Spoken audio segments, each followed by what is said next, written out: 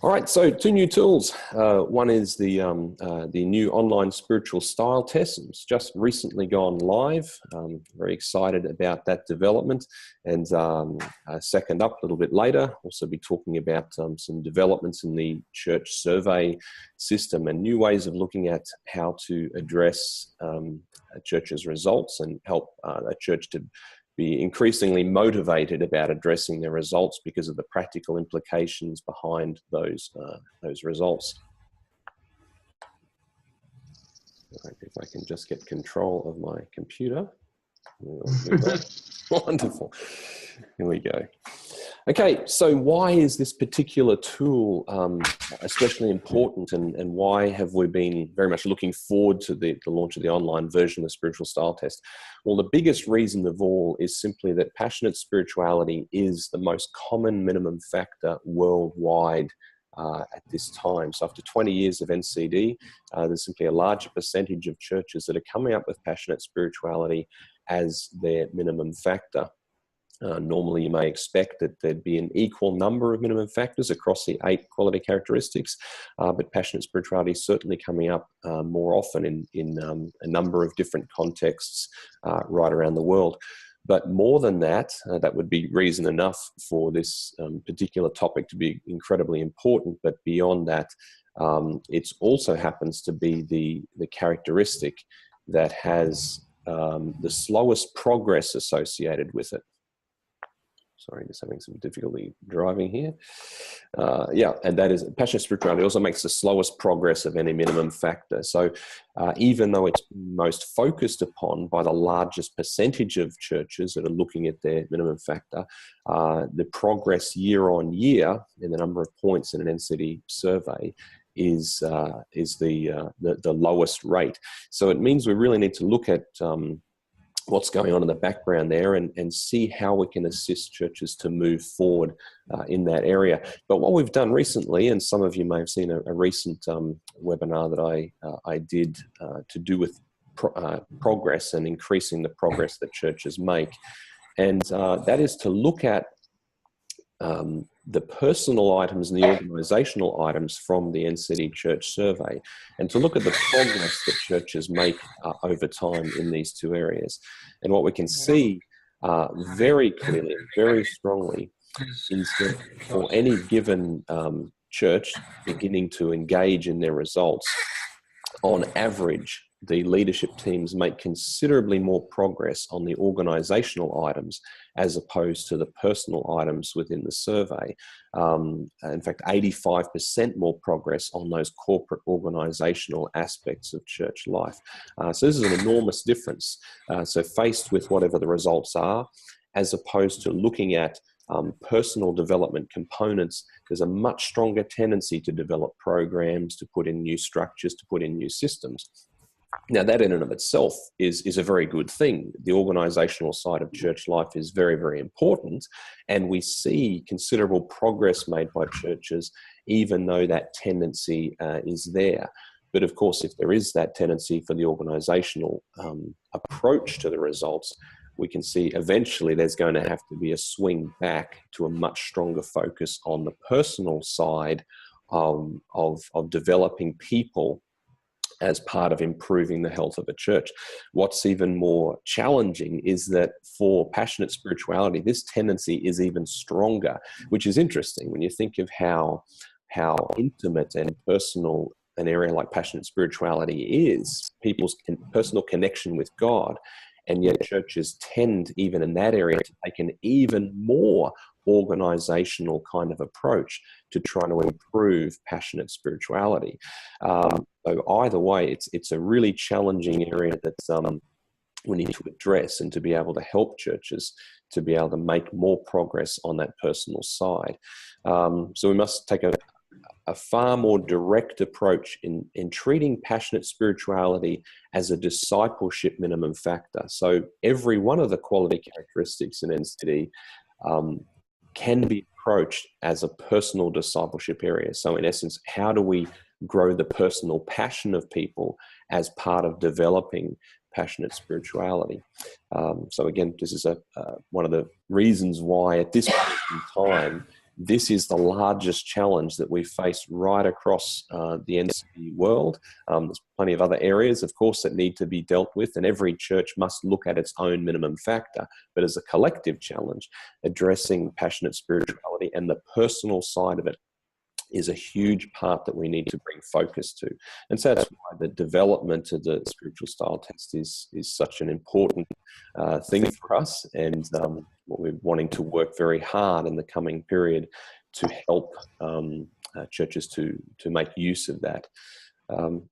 So as we look at this issue of passionate spirituality, and some of you may have churches or work with churches that are trying to address passionate spirituality, there's a few questions that are helpful to look at, and these questions may seem fairly obvious when we look at it, and there's an automatic answer that we may give.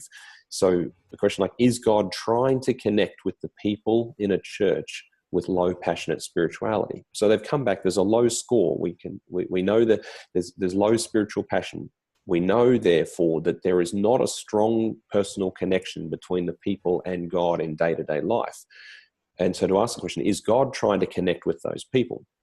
Well, we want to say, yes, of course God is wanting to connect with those people. And so if there's two parts to the relationship, God's desire to connect with the people, and if we have people who in some level want to connect with God, and I believe that's the case in most instances, most people who are part of a church want in some way to feel a stronger connection with God, or at least would be open to a stronger connection with God. Then on one side, we have God's strong desire to connect. And on the other side, there's usually at least an openness to connect with God. And if that's the starting point in most instances within reason, then it's reasonable to go to the next start and say, well, if that's the case, then when, where, and by what means is God trying to connect with those people? If we keep in mind that a very active church member might be involved in formal church activities for maybe 10 hours a week. That's a pretty active person. So 10 out of, say, 100 waking hours, that's a relatively small amount of time spent in organized activities of church life. But then that leaves like another 90% or 90 waking hours that presumably God is wanting at some point, or even at every point in the fullest extent, to connect with people and to be in unity and in a loving relationship with his people. So when we look at passionate spirituality, we have to be asking ourselves, what are those places? How can people be connecting? And perhaps they already are, but they don't even know it. And unfortunately, in my observation in nearly 20 years of NCD work, when we ask these questions, when might God be wanting to connect with people? The tendency is to look at a very narrow perspective. We may say, oh, when they read their Bible. Okay, so even if they are very active at reading their Bible, they might be reading it for 3, 4, 5 hours a week. That's still a very small percentage of the time that they're awake. Or perhaps when they are in their prayer closet, they might be connecting with God. That's still probably only a small percentage of the week.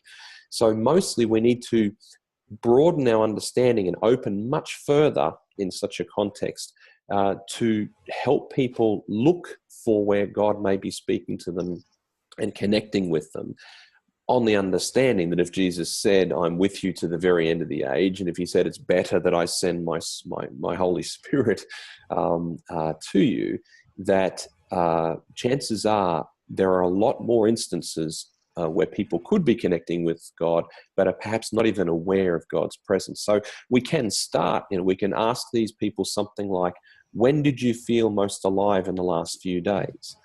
Chances are, if you felt most alive, it possibly has some connection with God, God's kingdom, or God's desire to connect, or in a more direct fashion, when did you sense God a little more in the past week? Asking these sorts of questions will begin to probe this issue somewhat more. And as I, again, work with churches with passionate spirituality that's low, even asking these questions, there can sometimes be a tendency to try to answer it in the context of when I'm gathered in formal church activities. And so it can sometimes take quite a bit of extra discussion and pushing to get them to think about all of the instances of everyday life and the various contexts they find themselves in. And so this pushes us towards the overall picture of how do we develop this personal spiritual passion, and how do we increase people's awareness of the ways in which they may be connecting with God, because we need to start them somewhere. If you have low passionate spirituality, there is a small flame that might be there, and how do we fan that flame into a stronger fire, if you like, over time. So this is part of our drive in the development over time of the spiritual style test. Now, some of you may be aware that the original version came out in the 3 Colors of Your Spirituality book a number of years ago. So in one sense, this is not an entirely new tool, except making it available online along with a range of other assorted support tools is a significantly new development in our approach to try to help thousands and thousands and thousands of churches around the world deal with this challenge of passionate spirituality, especially when they've tried to make some progress organizationally and they need to make the switch to addressing this as a personal topic within the lives of their people. So this picture, this compass from the spiritual style test with the 3 areas of revelation of God, the world, the Word, and the Spirit, and these 3 areas that represent thousands of years of people trying to connect with God, trying to find God, the true, the good, and the beautiful, sometimes known as the transcendentals, the desire, the drive within people for transcendence or something beyond themselves. These kind of categories represent an enormous history of people trying to connect with God or try to understand who God is and move deeper in that relationship from all sorts of backgrounds. So in that sense, there is an enormous history here. And in all NCD related tools, our focus is not to just feature certain parts of a picture, for example, within passionate spirituality, but to spend quite some years researching the whole of Christian history, looking from different angles. And this is certainly part of what Christian Schwartz is very, very passionate about, is leaving no stone unturned in the process of trying to identify, in this case, the various ways, and specifically the 9 spiritual styles that are evident right across Christian history and that represent ways in which people have been able to encounter God. And what's significant is that these 9 styles in the middle here, they also represent times and places during the week in the average person's life when they are more likely, or would specific spaces where you can encounter God. So in the context of the sensory style, that in this example comes up number 1 for, this is just an example profile here, with number 1 being the sensory style. This is a person whose greatest connection with God comes from the world and within creation, from the beauty of God, the beauty of God's kingdom, and a great drive that they have in that area. But you have to be in that place. You have to have that opportunity, just the same as with the scripture-driven style. Obviously, you need a Bible in order to be connecting in that particular way. The enthusiastic style, you need to be usually with a group of people who are collectively wanting to encounter God. And so each of these represent a different situation or context where you can encounter God. And so ultimately, growth in spiritual maturity is about being able to connect with God in more and more different places, so that you ultimately begin living a life where you are practicing and experiencing the presence of God in all imaginable circumstances, no matter what conditions you face or challenges you face or opportunities you face in life. You are able to find God there. Just by way of personal connection to this paradigm. For me, I grew up in a church background that tended to be very strong, particularly in the sharing and ascetic and enthusiastic styles. But I happen to have the rational spiritual style as my primary connection with God. So for me, I feel very close to God when facing significant intellectual problems and puzzles and things that need to be solved, because in that moment, I feel God is saying, there is more that I want you to know about myself and my kingdom, and keep searching, keep digging, keep asking those questions. And so the challenge for me, having the rational style, but growing up in an environment that was stronger in these other areas, meant that my own spiritual style wasn't necessarily validated. It wasn't a good environment necessarily to ask lots of questions and to be probing of lots of things, because sometimes that didn't even look to be spiritual, to take a rational approach and ask many questions of things. So thankfully, over time, I was given the opportunity to get involved in this kind of ministry with NCD, which is highly analytical and lots of thinking and lots of problems to solve and challenges to face, which then meant that remaining part of the church as I grew up, remaining as part of the church became a very viable thing, because that rational style was validated. But we must recognize that for many people who don't stay around in the church or feel pressed out of the church, in many instances, it's because they haven't had their spiritual style validated. So the very intimate means by which they most connect with God is perhaps not acknowledged or recognized in their own church environment. And so they either feel they need to go elsewhere to connect with God, or perhaps they even begin to lose their belief or connection with God entirely because it hasn't been recognized and validated by those around them. So that would be the case in this example, that if this person has a strong sensory style, perhaps they are part of a church that has a very ascetic spiritual orientation, very much saying no to the things of the world and the sensory experiences of God's creation, and maybe they have a very sharing approach. That is, that you pass on everything that you have and you give to others, and those are, of course, very positive and important traits that reflect who God is.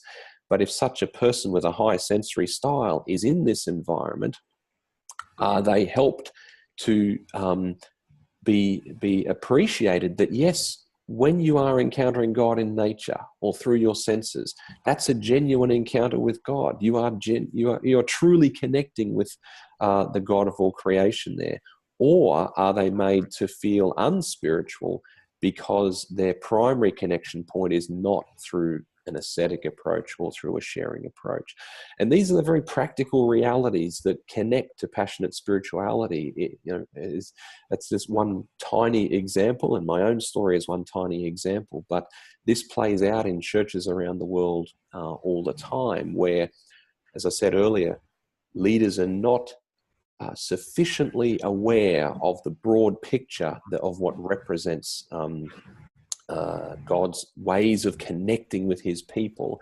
And therefore many people either walk away or suppress their spiritual life because it's not validated in their context. Expanding on this a little bit further, one of the other parts within the spiritual style test is very directly connected to the passionate spirituality area in the church realm, because passionate spirituality in NCD survey terms is up in this corner. And it's not just an enthusiasm or a positive enthusiasm, and that some people even dislike. Some people are put off the idea of passionate spirituality because they think it's just an extroverted enthusiasm. Well, yes, there might be that enthusiasm, but the genuine, deeper meaning of passion is directly connected with the passion of Christ and the willingness to undergo suffering. It's the drive that will push you through the things of suffering that must be encountered as part of the Christian life. So it's not just a simply enjoyable enthusiasm, but it's really the endurance and power from God to face all challenges and also to celebrate in those challenges as well. So low passionate spirituality, if you like, starts anywhere through these lower three areas. So it can be from what we call in this bottom corner, nominal imbalance. So the nominal part is a low level of connection with God, and the imbalance part is the little bit of connection with God I have is only in one area. So I'm only focused in one part, often because of the church background I've grown up in. And so people whose result with a spiritual style test ends up in this corner certainly mustn't be ridiculed for that, because so many times it has a lot to do with their own spiritual style having been suppressed in their family environment, in their church environment, in their denominational environment. And so what we're trying to do is to come alongside those people and to help them to see that little spark of spiritual life that they may still have left, or that they may have been able to nurture, is very important, and that they can move further forward from there if they can understand and discover how they best connect with God. In this top corner, and so this is what the yellow star is in this example. So this person has actually come up with a nominally balanced spirituality. So in this case, it just means that there's not a lot of passion, there's not a lot of drive towards God on the nominal to radical scale, but they're relatively balanced. So they're open to a degree in various ways of connecting with God, but they are perhaps in some instances put off by those who are a bit overly enthusiastic or overly maybe fundamental in their or fundamentalist in their spiritual approach. And so they'd prefer to just remain somewhat more nominal but balanced.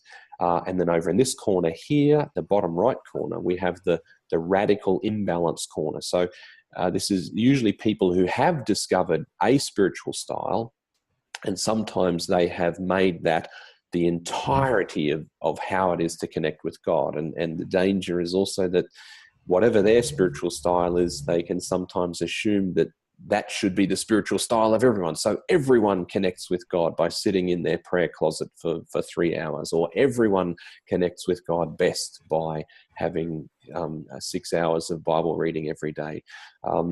So we can't say anything bad about the desire and drive they have, but unfortunately they haven't yet discovered the balance that comes with recognizing that God is connecting with people in many different ways. So the overall journey of a church then, for an individual, for a group, for an entire church, is from this bottom corner right the way through to the top corner here, characterized by radical balance. So it's a connection with God in each of the different spiritual styles, ultimately in a very strong and integrated way.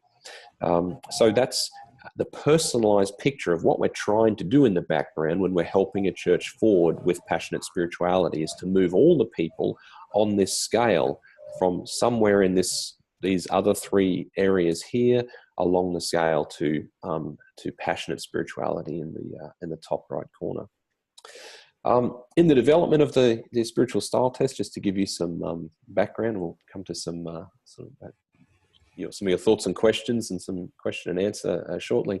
But some of the considerations as we were developing this, recognizing how large the challenge was in the background in terms of passionate spirituality, we recognized that we must address the personal dimension of passionate spirituality. That's clear. That's been the major point I've been making here.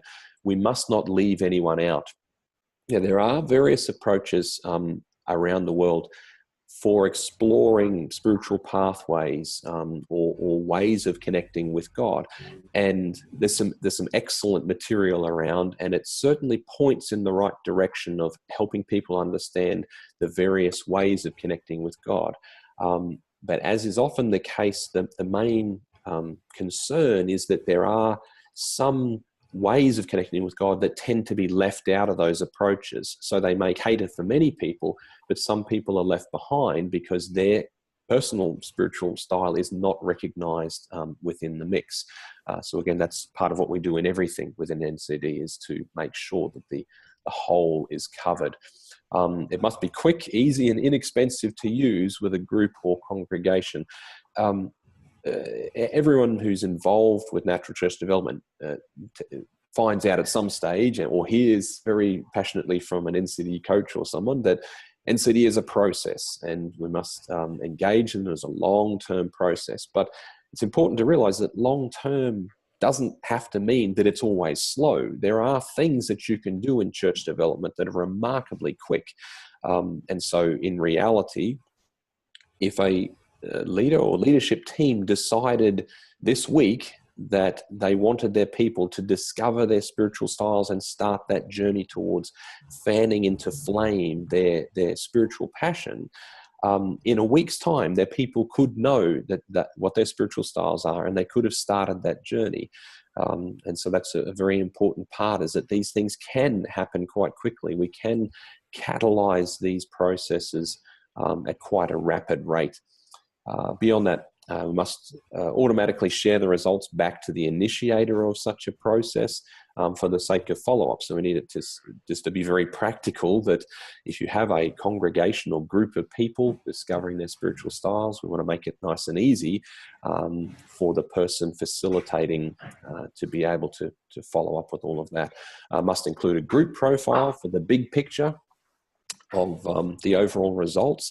That's particularly important, interestingly enough, when we look at what is the second most common minimum factor in NCD worldwide, and that is inspiring worship service, because understanding a group profile can also be, for spiritual styles, can be very instructive in the worship realm, because if we recognize that our worship service caters for people of certain spiritual styles, and then discover that we actually have quite a lot of people with different spiritual styles, that gives us some pretty big clues about how we may need to adjust our worship service so as to accommodate the different ways that people are connecting with God.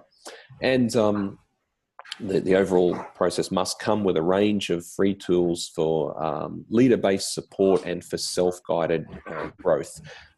We need to have lots of different tools people can connect into to move themselves forward, in part because the idea of a pastoral or leadership team having to walk alongside all of their people on their spiritual journey is in many respects just not practical. There's just simply too much involved in such an intimate growth process for it to all fall to the leadership. So there has to be some ways where the people themselves can take responsibility for their own spiritual growth and walk that road, at the same time as providing some tools where leaders can facilitate that growth and help that growth along the way. So that was the overall picture of what we need to develop with the spiritual online spiritual style test, and that's what we hope we have developed and put in place, and what we will continue to obviously improve over time as people like yourselves give us feedback along the way. So just now giving you a quick glimpse. Some of you may have already looked at it online, but the spiritual style test is housed on the NCD 3-Color World website. And we have the various options available at the basic level to take the test yourself, or to invite other people to take the test. But in terms of the additional tools connected with that, on the main page for spirituality on that site, you'll find each of these tools. And I encourage you, I won't go into great detail because you can visit there yourself, but just to give you a quick rundown, the 28 Days of Discipline is a free daily email subscription process put in place that means that without additional leadership guidance, any of the people in a given congregation can just subscribe to this and receive each day a simple discipline related to their chosen spiritual style, whichever one they're choosing to grow in at the time. And that cycles around over 28 days and heads them on that journey to either fan their own spiritual style into flame, or if they want to be stretched and grown in another area, they can choose a different spiritual style as part of that process.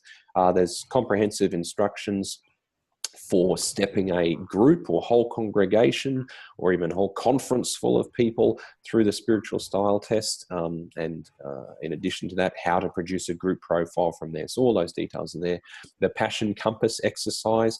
This is a highly visual and very powerful exercise that can be done. I know some that have joined the session today have been a part of these kind of exercise. And it's simply where we take the compass we looked at before with each of the 9 spiritual styles around the outside, and we sit people in groups according to their spiritual style and have a range of questions that they can discuss with each other.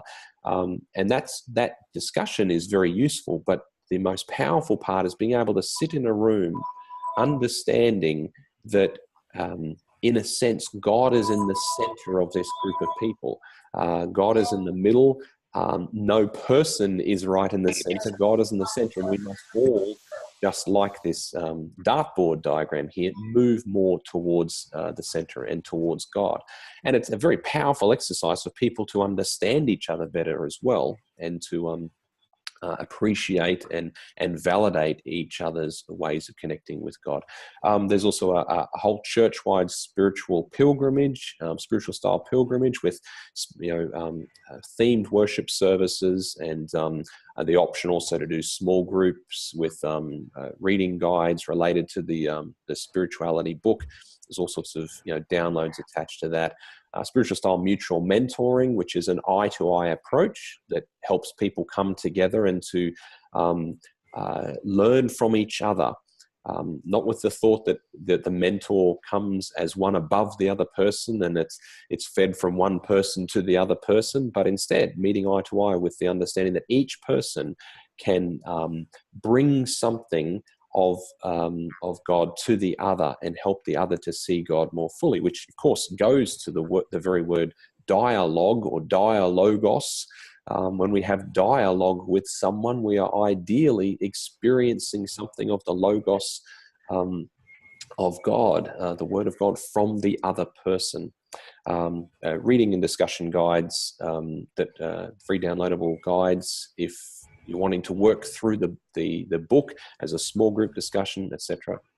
And also all the presentation artwork and a free downloadable PowerPoint presentation that you can customize and make your own. It's already pre-built with all of the parts in the picture. So many different tools. There's no need to make use of all of them, but again, the desire has been, how do we equip thousands and thousands and thousands of churches around the world who are wrestling with this passionate spirituality topic and help them to move their people further forward along that journey. So I encourage you to have a good look through what's available there and see what might be useful in your own ministry context, wherever that happens to be. Okay, just jump back over here. I had opportunity recently to connect with the Anglican Diocese of Coventry, who incidentally has an utterly extraordinary NCD strategy taking place at the moment. I really haven't seen anything quite like it around the world. An incredible percentage of the parishes involved in the NCD Church Survey process. and seeing fantastic progress, well above the average in terms of progress being made, and specifically also very significant progress being made in this area of passionate spirituality. So to be connecting with that in the context of this was very helpful and very instructive for me over that time. But because as a diocesan, moving to a place now where addressing this personal dimension of passionate spirituality is the most important part, they're beginning to look a little bit at the topic of spiritual styles and looking for ways to help people move into that space. So this is just an example of the group profile out of the spiritual style test, and it indicates the percentage of key leaders that were involved at this particular point, and where their spiritual style tendencies were. So for anyone who's familiar with the Anglican Church, it's of course not surprising that the sacramental spiritual style comes up as the strongest there. That's not too surprising, but it's of interest to me that the sharing style is the second most represented style. So in terms of people feeling close to God and feeling connected with God when they pass on the grace of God to other people, that's a very significant part for this particular group here. But again, for a group to understand their spiritual style tendencies, there's a couple of things. One is to say that while the sacramental style may be the style of 39% of the people, that clearly means that 61% of people have some other spiritual style. So the need to be aware of what those other styles are is very high, and to consider how are we catering for those people? Are we respecting their spiritual style? Do we even know what it means? So in this case, what if someone does appear later on with the ascetic style? Do we know what that's about? Do we know how to encourage them and support them in some way on their spiritual journey? So this is the kind of picture that emerges from the group profile. And this could be a small group, this could be a whole congregation, but in each instance, the important part is to recognize the tendencies that are there, and by all means to celebrate them and to say, yes, isn't this fantastic that through liturgy and symbolism and various things, we have a great connection in this case to God. But what could it mean for us collectively, in this case as a diocese, to develop even further in each of the other areas as well, so that people are really experiencing the presence of God right through the week, wherever they happen to go, and that wherever God may be, they are able to sense his presence and guidance and receive from him wherever that is. Further to that, this is another page from the group profile, in this case indicating the radical balance index. And again, I when I saw it, I smiled, because of the for Anglicans, if there is a desire to either appear really radical and extreme, or to appear balanced, then usually balance will be the direction they'll probably head more so. So it's not surprising that there are more people in this balanced nominal corner as opposed to this radical imbalanced corner. Some people here, and it could be in a number of cases in this nominal imbalance corner, it may be quite a number of these people have not, in their spiritual formation, been validated in their spiritual style, and so that's a challenge for them. But of course, very exciting that there are quite a number of people in this radically balanced corner who are experiencing God in a range of different ways and are able to connect with God wherever they move to. So again, this gives a map of sorts that sits alongside the passionate spirituality results for churches and says in a more specific way, this is where we are wanting to take people from these other three quadrants here, and gradually nurture them in their connection with God towards this radically balanced corner. Just before moving to some question and answer, I thought I'd just give you a quick example, because I know for many of you obviously are involved in supporting churches in some way in their development. And so what we hope is that many people like yourselves over time will perhaps carry out spiritual style seminars of some form in the course of time, because there's a lot of that personal connection needed to help nurture people along their way. So I've done some seminars like this, and to give you a picture of what's available and what might be involved if you were to consider such a thing. Step one, I would always say, take the spiritual style test for yourself and start the growth journey, just as a matter of integrity, and also so that you become familiar with such a process. Very important that you are able to share your own story of spiritual style growth if presenting or working with a group of people. In addition, it just involves obtaining enough e-test tokens from the website, so 1 token per person that's going to take the test. Enough tokens for people to do that as a group. And when you investigate on the website, you'll see that there's very significant bulk discounts as well, because we want to make it as affordable as possible. So it depends on your currency, obviously, in this context, but for $5 or $6 or $7 or something, per person, they're able to discover this very important part of their own personal journey. Invite the participants to take the online spiritual style test. This just involves their name and email address, entering it on the site, pressing send, and everyone receives the invitation with a link in it that lets them take the test right away. And from that, you then receive a copy of the results back from each person. After you've received results back, you can produce a group profile for that group of people, and the group profiles are free. And you might find it useful to produce subgroup profiles if you have a congregation, but then they may have a number of small groups. Well, you can produce group profiles for the small groups as well, that they can discuss as a separate exercise, or they can explore together. Develop your own presentation using the free downloadable PowerPoint file or the individual artwork. So I mentioned that before, that's all available there. You probably would want to include the Passion Compass exercise. The instructions are available on the site to be able to do that as well. And beyond that, to make sure that it all keeps going once you have left and moved on, then encouraging them to look at the 28 days of discipline and mutual mentoring exercises. Again, just free exercises available on the site to continue their growth journey. So the second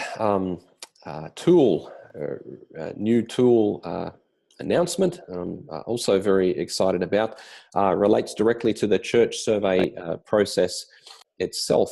And before touching on that, there's an important recent little piece of research that we've done that I'm very excited to be able to share with you, related to the church as a whole. We get a lot of feedback, and it seems increasing feedback around the church landscape, that there's in some places there's anxiety within the church around the world, and some degree of nervousness in some places because of the effects of things like changing attendance patterns within the church, concerns about, does the church need to be changing in its form? Are there new insights that NCD can offer about this changing church landscape, and many areas like this? And of course, because NCD speaks about what we rather boldly called universal principles of church development, it's important that we try to play a part in speaking into the church landscape to help people feel confident and secure in what they're involved in church life. So a question can be, what is changing and what is not in the context of the church? So we did a little bit of research recently to try to look into this. Of course, the main angle from an NCD perspective goes directly to the relationship of quality and quantity. That's the whole of what NCD was founded on, to say that if a church is high quality, if it's a healthy church, it will be a growing church. Well, if some churches are sensing that Their people used to come every week. Now they only come every second week or every third week, and there's various other changes and things taking place. There's perhaps reason to question, well, what is now the connection between health and growth? Is there any change in this picture? So I conducted some research fairly recently around this topic, and it's related to the annual average growth rate of churches depending upon their level of health at the time. So on this chart here at the bottom, we've got NCD average score. So when your church does an NCD survey, there's an average result that comes out for that church. So for example, if the average was 40 points, it would fit in this category here between 35 and 50 points. If it's very healthy, it might be 65 to 80 or even above 80. If it's a very unhealthy church, it might be lower down the scale here.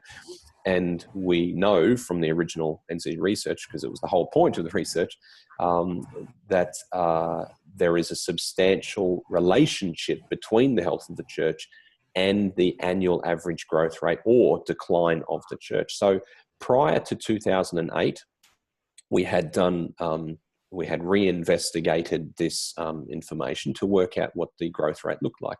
And these were the figures that came from right around the world. So what this means is that the churches that had their average below 20 points, that's a very low NCD score, on average were declining at about minus 2.79%. Other ones, say up in this category here, 35 to 50 average, on average they were growing by about 2.4%. You move to the higher levels here and you've got in the 65 to 80 on average, those churches around the world were growing at about 12.36%, and above 80 up towards 20% growth each year. So the first thing, it's very clear, and as I say, again, the basis of NCD research is that there's a very strong relationship between increased health and the increased likely growth rate of the churches involved. But the question was, is that still similar? That was what I was exploring from our database. So we then took a whole lot of data, thousands and thousands of churches worth of data, and reached back to around about 2012 to get a really good solid sample.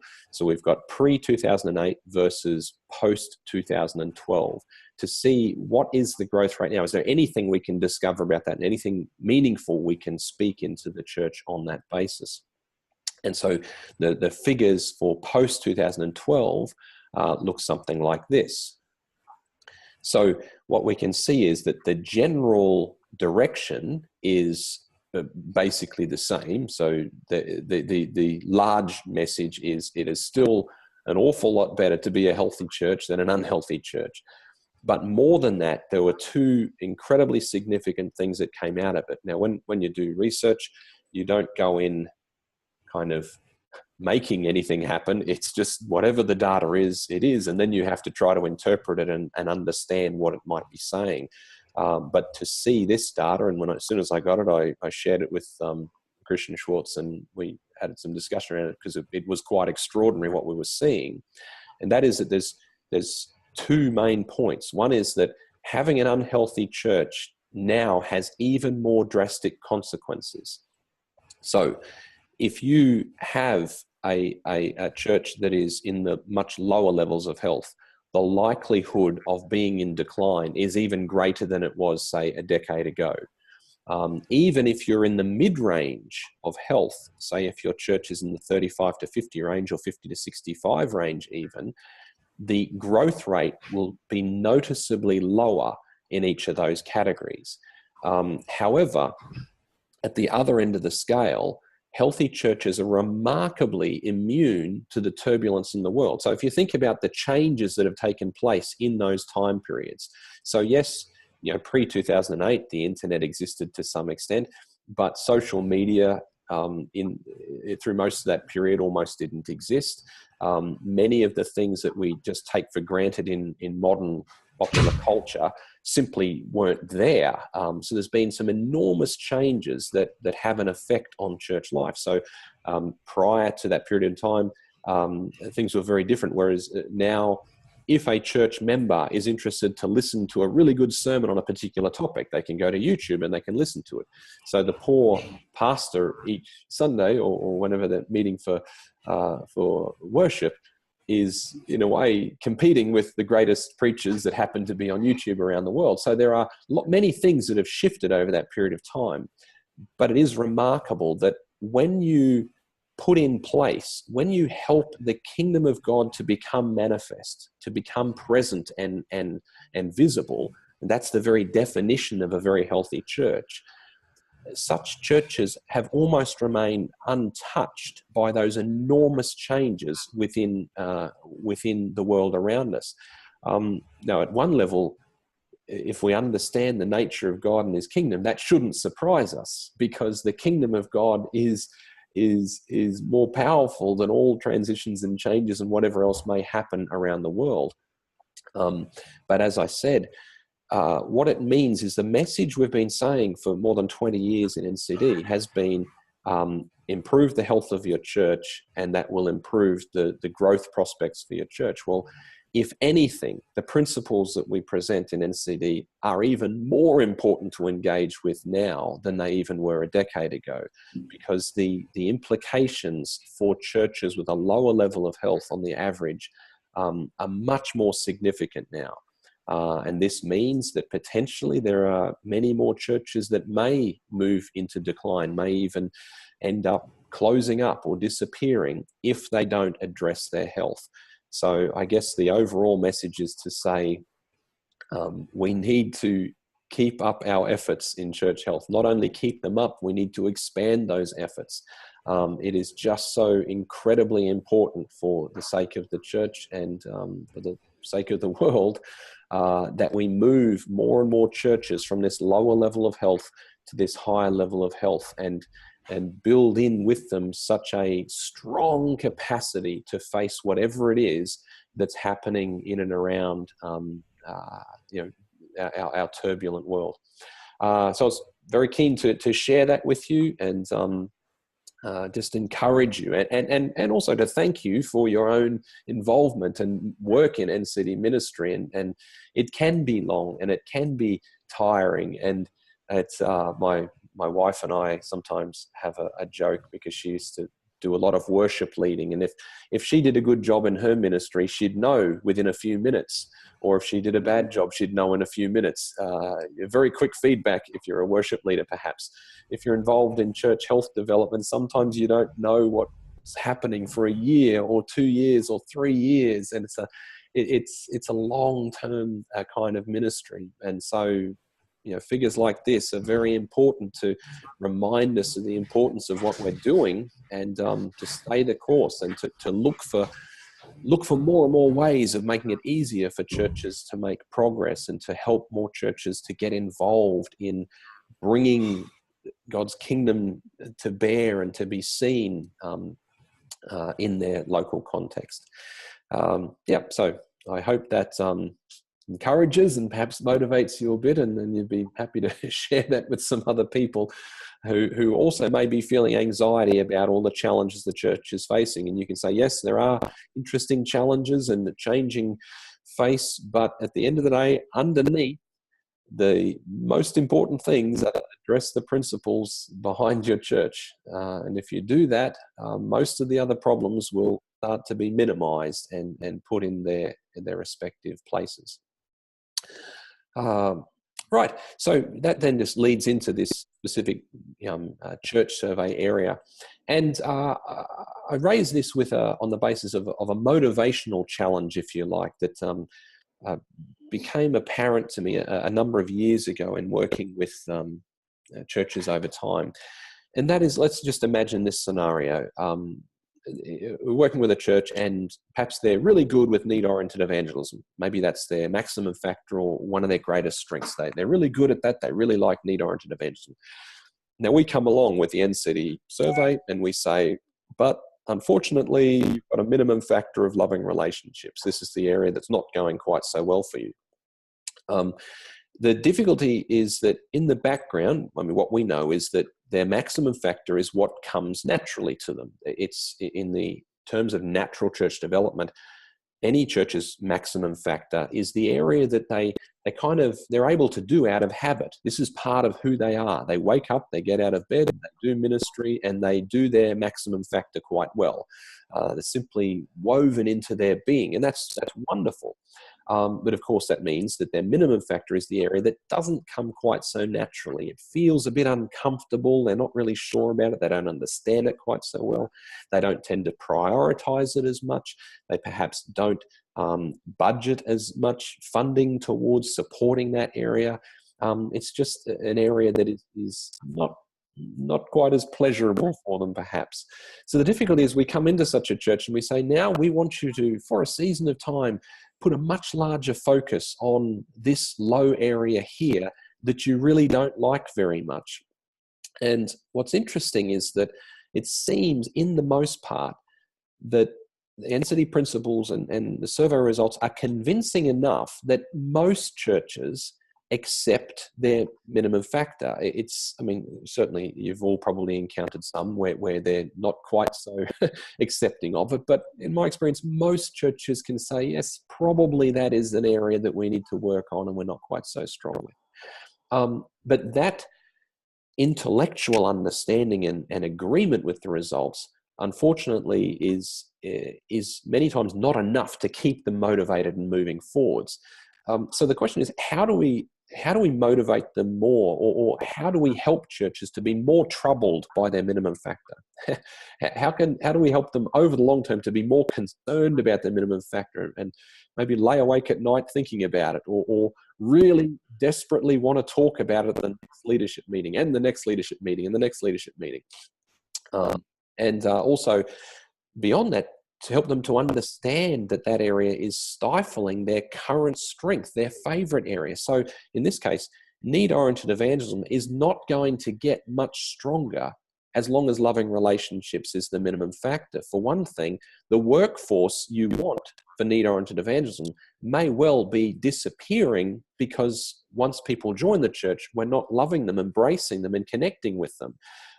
And what's more, anyone who comes into the church may want to step back out of the church if they don't encounter a loving environment. So we need to help people to connect that and be motivated about those things. This leads to, in my own thought processes around this over time, it led to very much looking at the doors of church life, as we might put it. So sometimes we refer to things like the front door and the back door of church life. And this is not just a building thing at all. This still applies even if it's a church meeting in a tent or under a tree. There's still a sense of there being a front door to that church community where you can invite people in, or you can send people out into the world. But there's also this a topic of closing the back door in any context, and that is embracing and growing people. And so this is quite common sometimes in church development discussion or church life discussion. How do we close the back door? How do we open the front door? And what became apparent is that the quality characteristics have a strong connection, tend to have a strong connection with one of those two doors. Now, in the case of passionate spirituality and effective structures, it's about equal. So spiritual passion will drive us to help close the back door, and spiritual passion will also drive us towards opening the front door, just as effective structures will help us close the back door and will help us open the front door. But when it comes to closing the back door, holistic small groups, loving relationships, empowering leadership in particular, have a very large part to play. So if a church recognizes we lose people out the back door, so to speak, then it may well be, and probably is, that it relates to one of these areas here. Likewise, some churches don't see many people come in the front door. Well, there's a larger likelihood that probably connects either to the people not using their gifts within ministry, because, as I said much earlier, you spend most of your waking hours outside of formal church activities, out the front door of the church, and that's, if you're using your gifts in that way, that's going to benefit the church. And of course, need-oriented evangelism is very clearly about the front door and inspiring worship into the public space, that people are able to encounter the body from a spiritual perspective. So we can identify these tendencies here. But Going another step further, as far as these motivating themes, how can we help people to see the practicality of the survey? So these are very practical topics of closing the back door and opening the front door. But if we take perhaps a more spiritual angle, spiritual sounding angle at least, we can speak of the breath of God in this same way. And there's two dimensions that come into the picture here. One is that of breathing in or receiving from God and others. This is part of what church life involves, is the willingness and capacity to receive from God and receive from God through other people, and to breathe in and to be filled by that. And the other side, of course, then is breathing out, sharing what you've been given, passing that on. And this directly relates to the biblical sort of concept, that the pneuma, the Spirit of God, the breath of God. And so a healthy church is deeply breathing in the pneuma of God and breathing it out with great power, and sharing that with many people, as many people as possible. And it's the ability to breathe in deeply and breathe out equally well that is characteristic of a very healthy church. And again, we have certain categories within the survey that have a much stronger affinity with the breathing inside of church life and the breathing outside. So passionate spirituality that we've been discussing is very much about the everyday capacity to breathe in, to drink in, and experience God wherever you happen to be. Holistic small groups, while you will contribute in a small group environment, if it's a healthy small group, you will likely receive more than what you contribute when the group is working well in a holistic way. And in the same way with inspiring worship, it's a collective gathering you come to, and you must serve in that environment. You must bring your offering of worship, but you can't outgive God and the rest of the church. You will end up in an inspiring worship service receiving even more than you give in that place. And then on the other side, breathing out, empowering leadership is about breathing out into the lives of other people, to develop those people, passing on the power that God has given you to other people so that they themselves will also breathe out into the lives of others. Effective structures is the stewardship component of church life. Very much effective structures is all about putting things in place that will help us use the time, treasure, and talent that God has given to us, and breathing that out for the sake of other people. And then gift-based ministry, of course, is God has given us gifts, and the expression of those gifts, the breathing out for the sake of serving other people is the key there. So we have these dimensions of breathing that need to be developed in church life. And having used this for some period of time, the front door, back door, the breathing in, breathing out, I've found them to be very practical and quite motivating connection points for people with NCD results. They might find the quality characteristics a little bit abstract, or may take a little while to come to understand them or warm up to them. And so I found it very helpful to give churches these connection points of breathing in, breathing out, or front door, back door as a theme through which they can see their results, and as a motivating reason for why those areas need to be addressed. So even if your favorite area is breathing out, clearly you can only breathe out so much before you need to breathe in. So it helps them to understand both sides. And just as with the front door, back door, there's no point having a big open front door if you've got a big open back door as well, so that the two sides need to connect. Let me just fairly quickly give you some quick examples of some, sorry, let me just give you some, in the interests of time, I will just adjust what I'm doing here a little bit. Okay, there we go. So some quick examples related to some specific results. So these are real results from churches around the world. So imagine empowering leadership is the minimum factor. So rather than just discussing this slightly more abstract idea of empowering leadership, it can be very powerful for such a group, particularly leadership group or pastor, to understand that empowering leadership has a strong connection with closing the back door of the church. If people are not being empowered and developed and given opportunities in church life, they are far more likely to move out the back door of church life. So to see that practical reality of closing the back door connected with empowering leadership is then a very powerful thing to see. So, sorry, just trying to regain control of my computer here.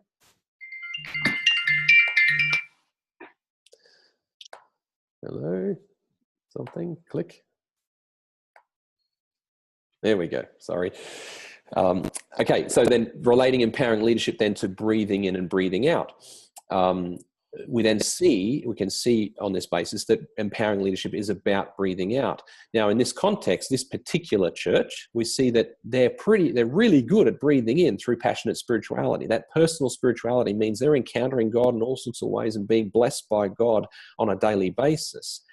But unfortunately, that's not being breathed back out by the leadership into the lives of other people. And so when you can see that, well, we've been really blessed by what God's given us, we must pass that on. That's part of what empowering leadership is to breathe that back out into the lives of other people. It can then become quite a motivating picture to see it that way and to understand it that way. Take another example, effective structures. So effective structures, as I mentioned before, is equally important when it comes to closing the back door and opening the front door. But more specifically, it's very directly about breathing out. So again, here's a congregation where inspiring worship service is very strong. So when the people gather, there's a strong sense of inspiring, breathing in the pneuma of God and receiving great drafts of God's power in that way. But that breathing in from God comes in many forms in terms of the time, treasure, and talent that's been given to the church. But in this case, it's not being breathed out very effectively. So how do we give of what God's already given us in terms of the parable of the talents, if you like? All that God's given us, are we making good use of it? Because God, seemingly from the Bible, gets pretty grumpy when we don't make good use of what he's already given to us. So again, it's understanding effective structures as helping the church to breathe, putting things in place that'll help it to express and give to others what it's been given. We then go gift-based ministry. So again, in this case, this church is pretty good at closing the back door. So if you can make it into such a church, you'll probably become part of that fellowship, which is terrific. But the gift-based ministry is not well developed, which means the likelihood that people are being served well through those gifts, and especially served well outside the context of the church, is somewhat limited. So that's going to have a limitation in terms of opening the front door. And in a similar way to what we were just saying about effective structures, if this particular church is looking at the breathing in and breathing out, well, again, if God has given the gifts, God has determined what gifts are there. We have a huge responsibility to make sure that those gifts are expressed, are breathed out for the sake of serving other people. Look at need-oriented evangelism. It's the most direct and specific opening of the front door that we have. And in this particular church, they have a significant challenge with opening the front door. They're not inclined to send people out to connect with people, outside the church. If you happen to make it into the church, and if you happen to make it into a small group, well, life will go well for you. But that's a lot of ifs in this case. So such a church will have lots of growth challenges, because if the front door's not all that open, and if you're in danger of falling out the back door unless you find your way into a small group, that's a fairly precarious situation. And over here with the breathing out and breathing in, it's instructive, because need-oriented evangelism is very much about, on the one side, giving to people, breathing into their lives the grace of God and what's been given, serving them in various ways. But also, importantly, it is about connecting people directly with God. ultimately a person comes to Christ, they become connected with God and God's Spirit, where they can directly breathe in from God and develop their own spiritual life. So that's where the two sides of breathing in and breathing out come together very powerfully in need-oriented evangelism. So again, another way to help people to understand those dynamics that are going on in their church. Inspiring worship service. So in this case, it's we can see that in terms of opening the front door, well, we're doing we're doing some evangelism and we're trying to serve people, but we don't really enjoy the worship service ourselves, so you probably won't want to come to that. So that's a bit of a problem with opening the front door if the people themselves perhaps don't want to go through the front door to the worship service, and a bit of a disincentive for people to engage. But interestingly, if you look at this here with the breathing in, we have the personal day-to-day breathing in of passionate spirituality. We have the group breathing in when you come together in small groups, and we have the collective breathing in of inspiring worship service. So we can see that if you're in group life, yes, there's an inhaling that happens. In day-to-day life, there's an inhaling that happens, but somehow going to the worship service is probably more about exhaling. It's probably more about duty. It probably takes more out of you than it brings back into your life. And so, such a church needs to look at it and say, well, how do we help inspiring worship to become a net inhale experience and add to that part of church life in that way? Moving on, passionate spirituality. So this has been one of our major themes for today. In this particular church, we know that spiritual passion is important for closing the back door and opening the front door. But interestingly, with this church, they're fairly balanced in terms of closing the back door and opening the front door. But when we look at of course, the breathing in and breathing out, that's when it becomes much clearer. So such a church is much more focused on breathing out. And so you can almost picture these people looking somewhat exhausted, and their lungs are collapsing and they're weary from ministry, but they're committed, and they'll keep trying to give and give and give. But in daily life, if they come to a small group, they get a little bit of breath in. They come to the worship service, they can breathe in a little bit.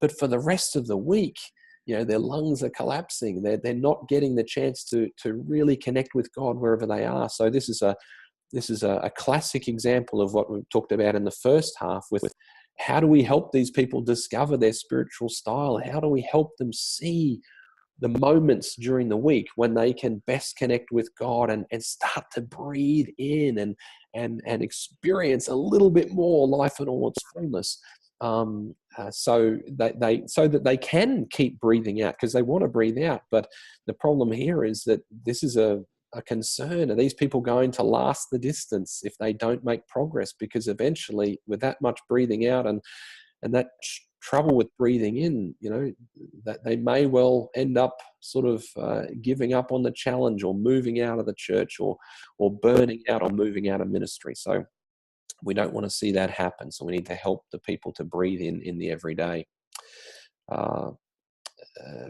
Second last example, holistic small groups.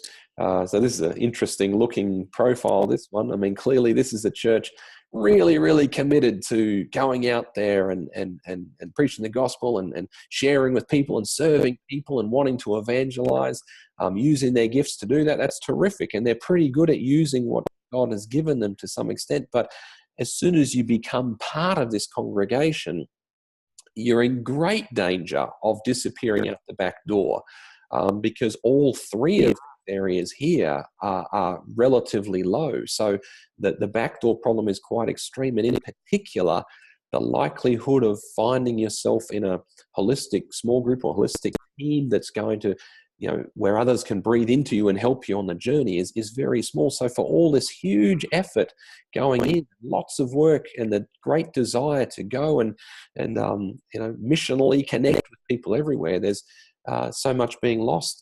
So it's, in fishing terms, we catch 4 fish and 3 of them jump out of the boat.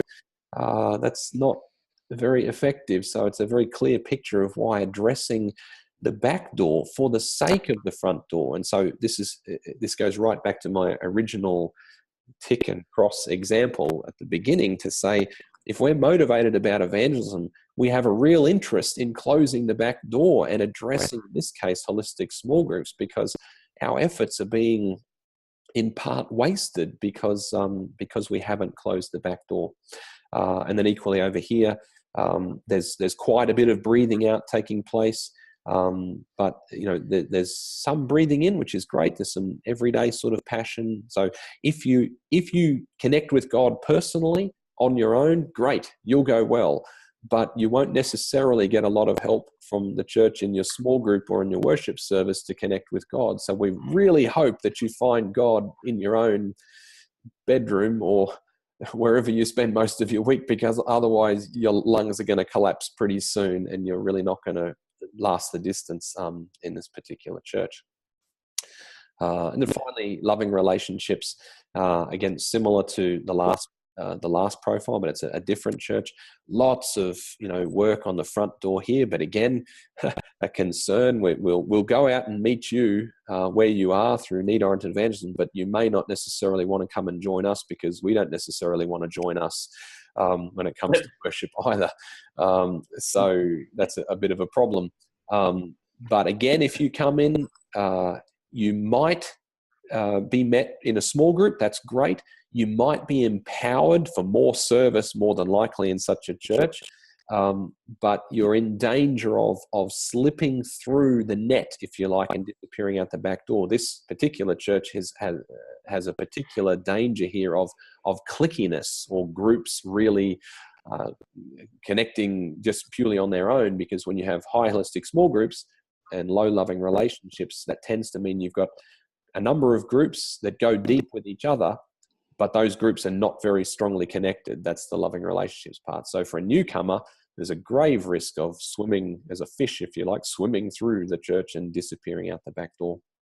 And in this case, the breathing in and breathing out. Loving relationships is about giving and receiving love. So the receiving of love, the willingness and capacity to receive love in all of its forms, in justice, truth, and grace, as we would say in NCD terms, but also to give of that love and breathe that out to other people. That's the challenge that's there. So that's just a really quick example of how that fits together in this context. And basically, this is a way of helping churches to be motivated over the long term about their minimum factor. And it answers the question in part, I believe, and my experience of it, it seems to do this, and that it's why your minimum factor matters. Because basically, the church life in one part is about closing the back door, it's about opening the front door, and it's about breathing in and breathing out. And whichever of these themes motivates the church, we don't really mind, because they will be slightly more motivated by one than the other. But if we can help them see their results through this lens, in my experience so far, it's a very helpful way to keep it in mind, because even if they move into the detailed results from NCD,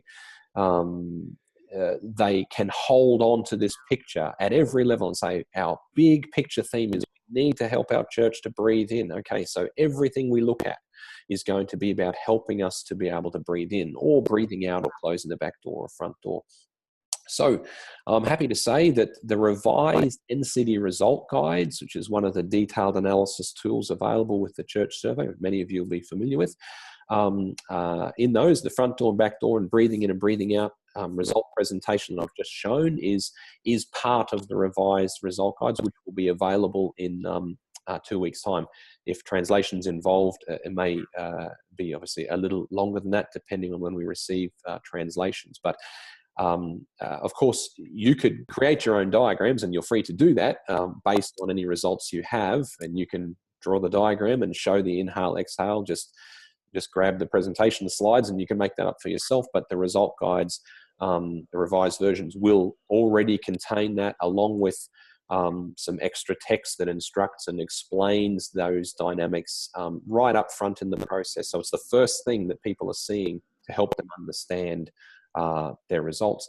But in the meantime, what I'm very happy to offer you, nice, patient, kind people, is that if you happen to have a survey that you've worked with recently, I'm happy to do it for one. I've probably got the time for that. If you want to just send me an email with the name of one of the churches you've worked with recently that you'd like to explore this through, I'm very happy to process that and then just send you back a sample of the new summary guide with that church's results in that context that you can use for yourself, or by all means use it with that church as a way of exploring it. And I guess just getting some of your own experience with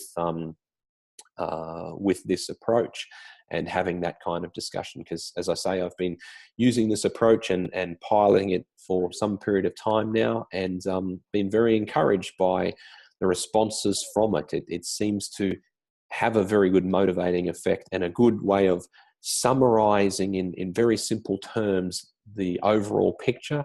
And it also helps people to understand more about the quality characteristics, like, as I said, empowering leadership. That's one of the ways of helping you to close the back door and helping people to breathe out. So straight away, they've got some clearer pictures in mind of what they're trying to do as they work on their survey results.